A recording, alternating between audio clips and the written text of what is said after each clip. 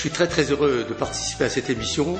Je remercie le grand rabbin de France, Gilles Bernheim, de son initiative de permettre à tous les rabbins de Paris, de France et de toute la province de s'exprimer à travers cette newsletter et à travers la voix directe qui va résonner, j'espère, dans tous les cœurs et dans tous les esprits de la communauté juive de Paris et de tous les responsables des communautés, surtout en province, je peux dire, dans les petites villes, là où il n'y a pas de rabbins et de communautés bien organisées, très organisées, mais en tout cas, ça va être la voix du consistoire, la voix du rabbinat de France et de tous les rabbins de s'exprimer et à propos de la paracha de la semaine ou de tout autre sujet qui est en rapport avec l'actualité, avec les événements que nous vivons tous les jours et qui peuvent trouver leur solution ou leur référence dans la Torah. Ce soir, je voudrais vous dire 2 mots simplement sur Parashat Vayera, puisqu'on me fait l'honneur de parler dans cette émission, parmi les premiers je pense dans cette émission, et vous dire la chose suivante, c'est que je pose une question, je vais essayer de la résoudre en 3 minutes. La question est la suivante. Vayera la Vachem d'Eloné Mamré, c'était tout de suite après la circoncision, c'était le 3e jour, on dit qu'il était très fatigué, très malade, etc. Et voilà qu'on nous apprend que Dieu lui rend une visite. C'est une visite, pas simplement de courtoisie, c'est une visite que l'on est obligé de rendre à tous ceux qui sont malades. La visite aux malades, Bikur Choli, c'est une des plus grandes mitzvahs qui peut exister, à la mesure où nous avons la responsabilité non pas seulement de soutenir, mais d'apporter la bonne parole et de rendre confiance dans l'homme qui a perdu un petit peu sa santé, qui peut être désespéré.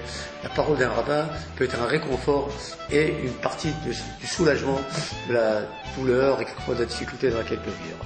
Et je voudrais m'arrêter sur un mot, Be'eloné Mamré, dans la plaine de Mamré. Et Rashi explique pourquoi Mamré. Il y avait 3 grands philosophes, 3 grands amis d'Avraham Avinu qui s'appelaient Aner, Eshkol ou Mamré. Et Rashi explique qu'il a été voir Aner et lui dit tu n'as pas le droit de faire la Mila.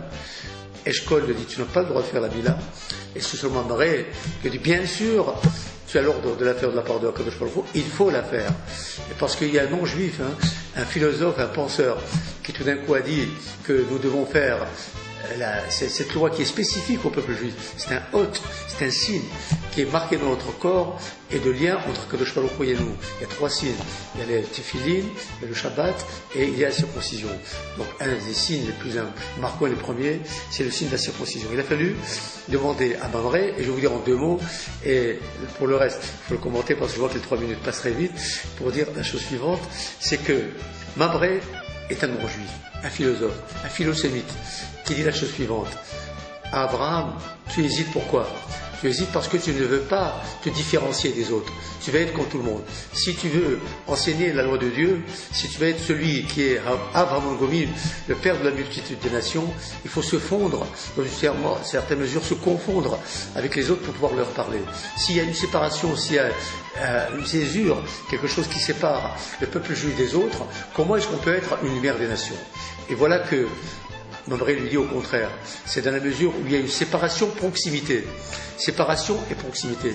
L'identité d'ailleurs consiste à se connaître, à se voir vivre dans sa spécificité et en même temps construire cette spécificité pour soi-même et en même temps responsable de l'autre qui est différent de vous, qui est en face de vous. Et pour Avraham Avinu, père de la multitude des nations, toutes les nations attendent son message, mais dans la mesure où ce message est d'abord en lui-même. Et c'est cette séparation de l'éducateur par rapport à celui qui est éduqué qui fait qu'on n'a jamais le droit de se confondre, de se fondre, de disparaître dans le paysage, mais d'être toujours en face d'eux. C'est par la mesure où je suis en face de l'autre et que je crée ce face-à-face que je peux réaliser la circoncision.